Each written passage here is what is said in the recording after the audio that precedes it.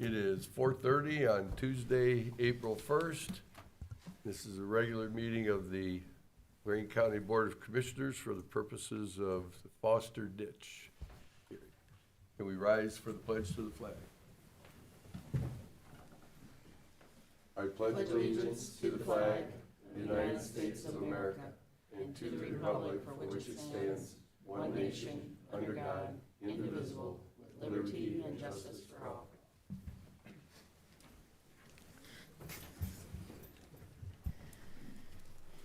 Commissioner Riddell. Here? Commissioner Moore. Commissioner Gallagher. Here. We have a quorum. Today is the first hearing on the Foster Ditch, Lorain Township, Ohio. There are 2 sign-in sheets. Everybody needs to sign in on both sides. Thank you. A petition was received from LaGrange Township and others on December 11th of 24 in accordance with the Ohio Revised Code 6131.041 from the Lorain County Stormwater District, with all costs being borne by the district, and project has been subject to a lawsuit, and submittal of petition was agreed to. Oh, no, sorry. That, I copied and pasted, never mind. Period. After borne by the district, period. Holy jamoli. Said petition is to clean and reconstruct the drainage system of Foster Ditch by excavating and shaping the ditch, removing obstructions such as sediment, trees, vegetation, and deteriorated private ditch crossings in order to restore adequate drainage and to provide access with a new permanent easement for county maintenance. Construction of the improvement is necessary and will be conducive to the public welfare. The following is the course and termini of said proposed improvement, to wit: Foster Ditch Original Lot 63, 64, 65, 66, 67, 68, 74, 77, 78, 84, 85, 86, 87, 95, 96, and 97, commencing from about 300 feet west of Whitehead Road, thence generally east 1.6 miles along Foster Ditch to termini at the roadside ditch on the north side of Whitney Road. Resolution 24-793, adopted December 20th of 24, fixed the date of the view and the hearing. February 11th, 136 certified letters were sent to the owners on the viewing and the hearing. February 18th and 25th was published in the Chronicle Telegram. March 4th was pre-recorded viewing. And then there were 5 property owners that I had to reissue due to incorrect mailings, names, and or address. And then there were 10 that were undeliverable but correct based on the auditor's website. Okay. Jacob? Yes. Anybody that's wishing to speak or give testimony today needs to be sworn in by Jacob. Yep. So anybody who's going to speak today, please stand and raise your right hand. All right. No residents? No, yes, Andy. I say residents too. Yeah. All right. Do you swear that the testimony that you're about to give is the whole truth, or the truth, the whole truth, and nothing but the truth, so help you God? I do. All right.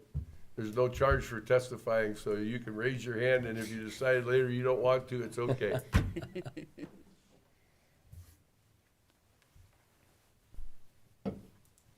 So, Engineer Zwick, you have comments to make? Brief comment, Mr. Commissioner, Mr. Chairman. Afternoon, Commissioners. I'm Peter Zwick. I'm representing the Office of the County Engineer here at this hearing in the ditch petition process, and I have a few brief remarks. Foster Ditch in LaGrange Township is located south of the village. Then it eventually turns northwest to flow into Elk Creek. This project will improve the portion of Foster Ditch that is most in need of cleaning and restoration. That reach runs about 1 3/4 mile long. The county engineer fully supports this ditch project. In fact, it is one that my office originally conceived of a few years ago in order to solve persistent flooding on Whitney Road and elsewhere. And for the record, the county engineer expects that the benefits will outweigh the costs of this project. On a historic note, the county cleaned or established Foster Ditch in 1840 and again cleaned it in 1894, but without any provisions for maintenance. Yes, 1840, a long time ago. At that time, the petitioner was George Foster. He owned the farmland immediately east of present-day Route 301. And incidentally, that very same land now suffers from shallow flooding. Importantly, the ditch petition statute now provides the mechanism whereby the county engineer will permanently maintain the new drainage improvements going forward.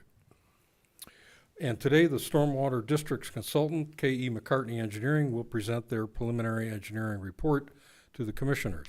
The county engineer's office was consulted in the preparation of KEM's report, of course, and we concur with the findings and recommendations of that report, including the adjustment of the exact place where the improvement will end at the northwest terminus. This is in response to valid comments that were voiced by the public at the last hearing, which was the viewing when we saw the aerial drone photography. Mr. Chairman, are there any questions for me at this time? Nope. All righty, thank you. Do we want to let K.E. McCartney at this point come in behind Mr. Zwick and make your presentation?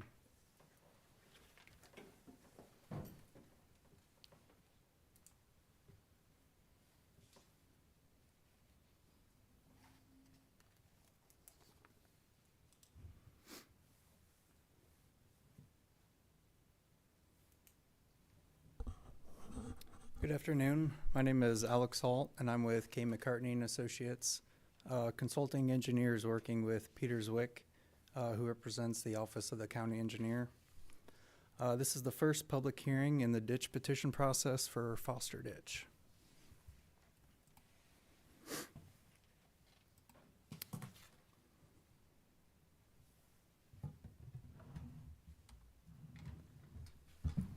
So over 40 points were collected during preliminary investigation. These are just a few examples. At the top left, you can see some log jams and sediment accumulation. This is obstructing both high flows and low flows. And the bottom right picture is just another log jam, which is obstructing high flows. The rest of the recorded obstructions are shown in the photo log of the preliminary report. This preliminary report was submitted on March 26th of this year, and it contains the information you'll see in this presentation.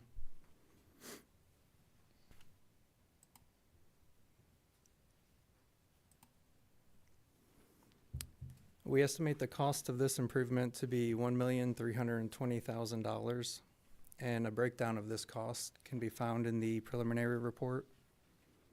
We estimate $0 in damages, and that the benefits will outweigh the cost. And the proposed improvement will answer the prayer of the petition. And the cost would be assessed over the benefiting lands. This map shows the area that will benefit from the improvement. To orient yourself, north is up, Whitehead Road is on the west side, and Webster Road is to the south, and the village of LaGrange is just to the north. Foster Ditch flows to the left, which is generally west, and the light blue shaded area represents the 1,420 acre benefit area, which was determined by the drainage area of the watercourse improvement.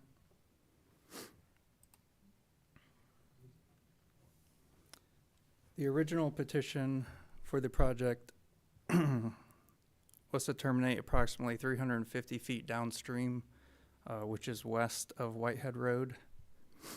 Based on our investigation, we recommend shifting the downstream terminus to approximately 1,216 feet downstream, which is west of Whitehead Road.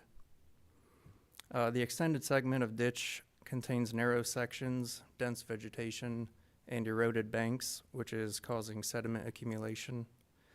And there are no new benefited property owners due to these recommended changes.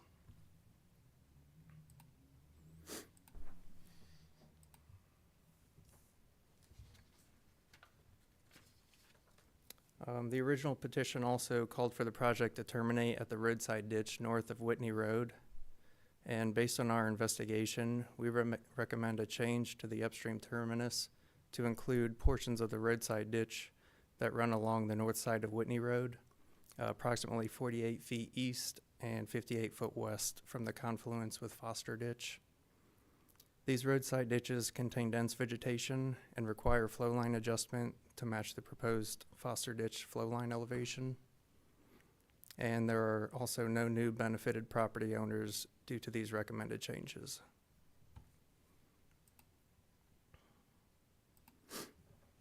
This proposed improvement consists of cleaning 1.75 miles of Foster Ditch, restoring local drainage for 1,396 acres of farms and rural residences, clearing trees along the access route, removing log jams and sediment accumulation, and providing a 50-foot wide permanent easement for future county maintenance, and ultimately reduce flooding and flood severity. So no land would be taken, only an easement. No property would suffer any change of use. No structures would be physically impacted in any way. No buildable area would change. No usable land would be reduced. No property setbacks will change. No environmental damages will occur. No trees or brush will be damaged or removed except those absolutely necessary. So only those that would interfere with the drainage course and the access thereto, and all disturbed ground would be restored or repaired. And since there are no actual damages, we estimate damages of $0 to be sustained by all property owners as a result of the construction and subsequent maintenance of this improvement. And furthermore, we would recommend that the county pay any assessments and suspend the maintenance fee as it has done so in the past. This project includes 2 ditch conservation sections. These are funded by the Ohio Department of Natural Resources H2 Ohio statewide wetland grant program. The conservation ditch sections will restore the flow line of the ditch by constructing an overwide bottom, creating a self-forming channel. And the Lorain County engineer has an agreement with the Ohio Department of Agriculture for reimbursement of $307,300 for construction of the conservation ditch sections. This exhibit shows the proposed locations of the 2 conservation ditch sections. The constructed channel widths will be designed based on the agricultural ditches regional curve method as outlined in the H2 Ohio Conservation Ditch Program. So today, the commissioners will decide whether to proceed. They will also confirm the project route and scope, which includes whether to change the upstream and or downstream termini. They will fix the date of the final hearing. And if the commissioners decide favorably, the county engineer will finalize plans, specifications, and assessments. Thank you, everyone, for taking the time to be here today. Before I pass this on to my colleagues, do you have any specific questions for me at this time? Could you, or maybe this is a question for Don later on, but could we explain the relationship between the 2 grants and the $1.3 million?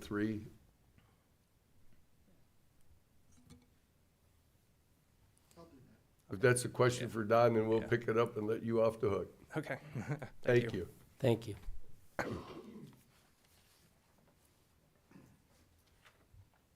Don, would you like to make some comments? Good evening, Board, and thank you for having us today. I think I'll start off with the question you brought about Commissioner Riddell. So as Alex had stated, the county applied for through the county engineer's office and received $307,300 through the H2 Ohio program. And that dollar amount is included in that overall cost that they had brought, that was mentioned, the $1,320,000 being the construction estimate. And that is to really help fund those 2 areas, as Alex pointed out, within the farm fields. And there we're going to be getting, because of that design, added benefit of additional detention as well as water quality improvements. Because of that design, it'll actually allow water to slow down once it raises to a certain level and allow more sediment to fall out, which is good overall for not only the water quality, but also for our system downstream. And it happens to be in an agricultural area, so that it's a lot easier for us to access it with equipment to be able to remove sediment in the future when that may become necessary. So we have $1,320,000 project roughly. We have $307,300 coming from the state of Ohio, and the stormwater district will be able to make up that difference at roughly $1,013,000 in cost estimate using existing funds, as well as this was a project that Commissioner Riddell may recall. We had a list of projects to be done using ARPA funds, and we had to turn that money back to the county because we weren't able to spend the money long enough because we've had a few tied up in court and some other issues in just getting total number of projects actually to a design and to the point where we could go out to bid. So having the state money, having the funds from the county commissioners, and having existing stormwater funds, between these three sources of funds, we have more than adequate resources to cover 100% of the cost of the improvement, and therefore no one would need to be assessed for the construction of this project. For those of you that are in attendance today that received a letter from us, I like to call it the scary letter. The big number on there, there is, I believe it's the third paragraph states. We didn't have the number? That's the second letter Is that it the goes second out for letter? the final hearing. the Okay, well, scary you're going to get number. another scary letter The then. first one does not include it. It just says predetermined, Okay. not yet. Well, then you're going to get a scary letter. But I can tell you today that we have more than enough resources available as the Stormwater District, thanks to the Board of Commissioners and the state of Ohio, to be able to fully fund the construction of this project as presented, with an extension without expanding the benefit area, but taking it across Mr. Smith's project at the and up to Mr. Terry's property, as was presented, as well as the small extensions on the roadside ditch at the upstream terminus of Whitney Road, and be able to cover that 100%. I would also, at a future date, I've met with some of the other people downstream, and I do foresee us coming back to the Board of Commissioners using a separate process under 6117 of the revised code to probably extend this project a little bit further to be able to maximize the benefits of this project as well. And with that, I'd open it up to any questions from the board. I have none. They've done. Okay, well, thank you again very much, board. Thanks, Don. Thanks, Don. Nice job, as always. Is there someone from the township that would like to be heard? No. Nope. Okay, the petitioners, is the petitioner here? No? Okay. And then, any other resident that would like to be heard? Now's the time to step up. Please come up to the podium. Okay. Yes, sir.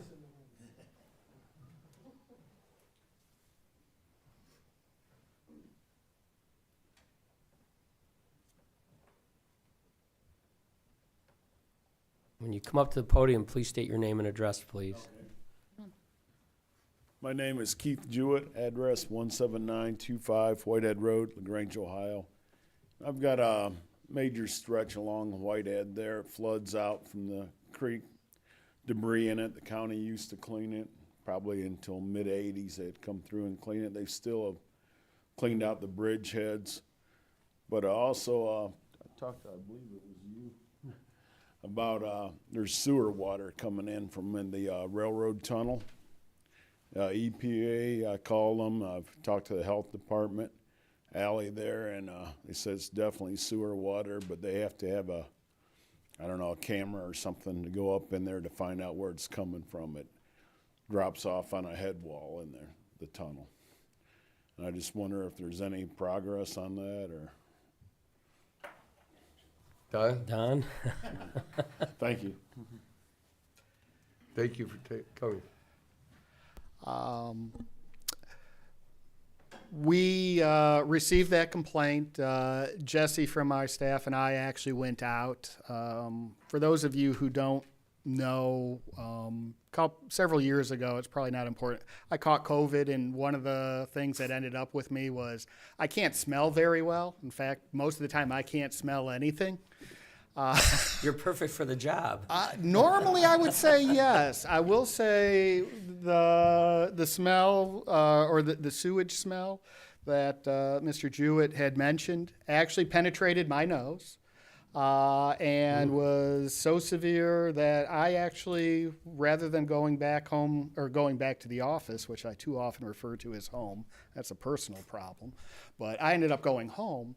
I was nauseous from being in there and smelling it. So Jesse and I looked down where we believe the infiltration is coming from, and we ended up asking KEM to come out and do a camera.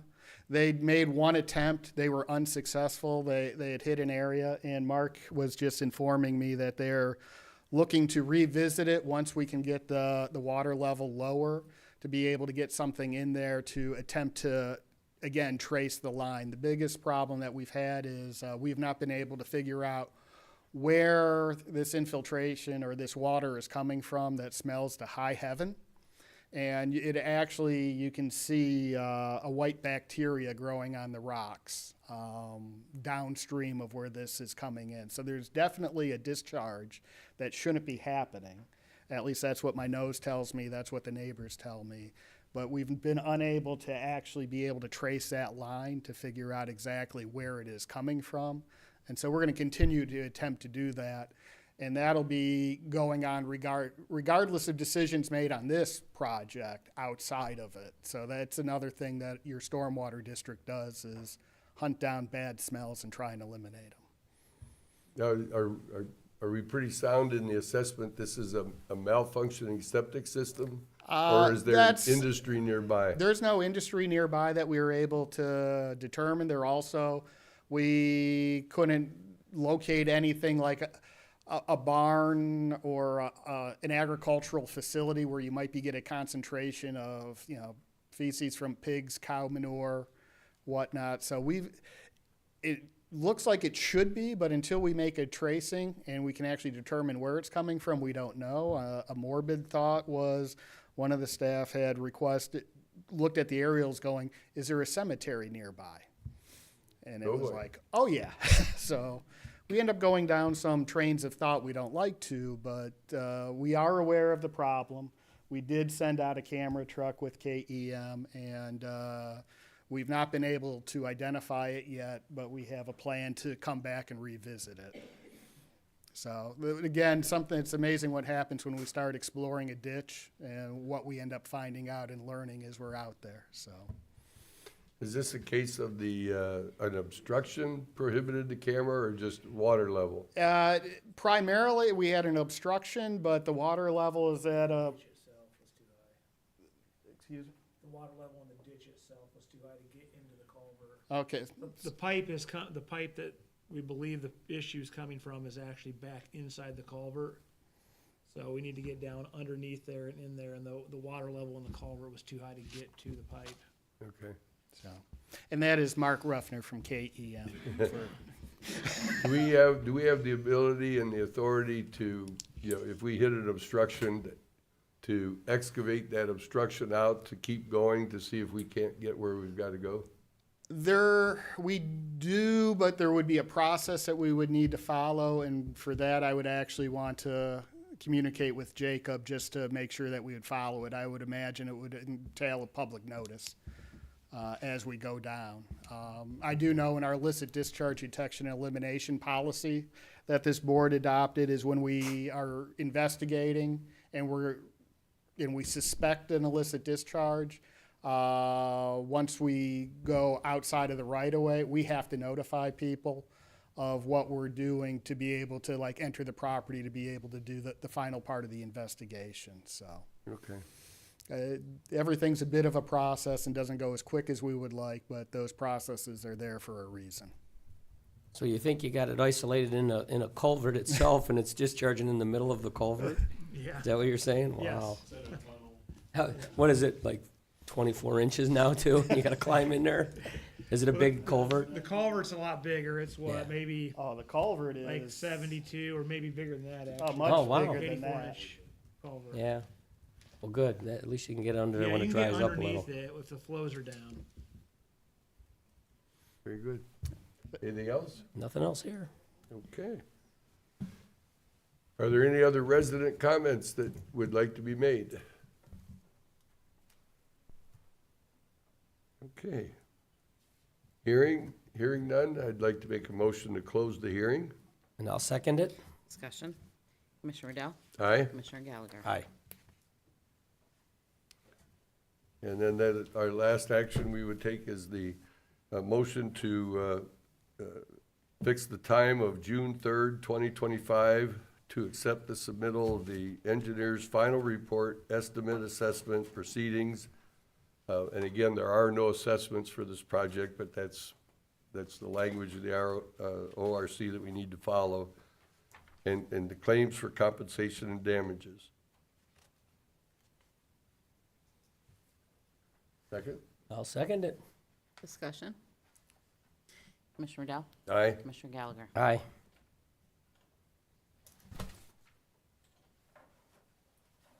Okay. And at this point, we would discuss moving forward with the project. Yep. We'd make a motion to move forward. And I'll second it. Discussion. Commissioner Riddell? Aye. Commissioner Gallagher? Aye. And anything else, Counselor? I do believe that there was part of this, there was a mention of there was two different termini and, I'm missing the word. Yeah, so the northwest terminus, according to Alex's report, especially Teresa, you'll have to retype this, if the commissioners confirm it, instead of the 350 feet from Whitehead Road in the It was, original petition, it should be, I believe Alex's number is 1,216 feet. And the one at, the other road, Webster, that's still within the road right away, so that's the way the original, petition read. So really just the one change, I think.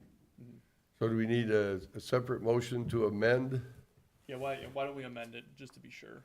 Let's Just because you guys were posed with two of them. make a motion to amend it to the 1,216 feet.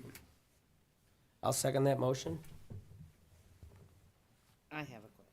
Please, Yeah. sir. So we just did a motion to move forward with the project. Should we now include that? So do you amend that one to include this? Yes. Yes. Yes, Because okay. they were technically faced That's what I thought, but with two different Okay. versions of the project. I just during wanna this. make sure Let's that's what clarify he was which one- amending Right, we to wanna move include forward this on. one, so, Right, Yes. right. okay. Discussion. Commissioner Riddell? Aye. Commissioner Gallagher? Aye. And I believe that there being no further business, I think the meeting is adjourned. Okay. Thanks for coming.